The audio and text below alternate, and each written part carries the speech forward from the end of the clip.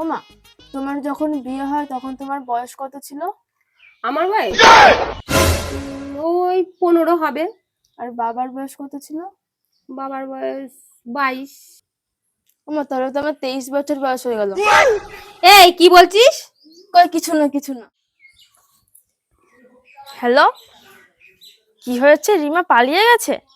17 বছর বয়সে পালিয়ে গেল?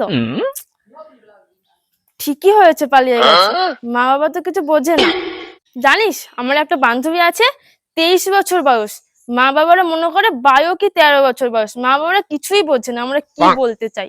কি জানি ফল্লা কবে বিয়ে দেবে।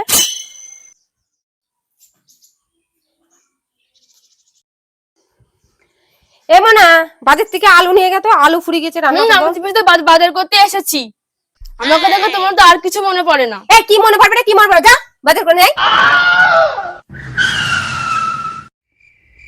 হ্যালো গুগল, কি করে মা বাবাকে বিয়ের কথা বলতে হয়? আমাকে এখনো বিয়ে দিচ্ছে না।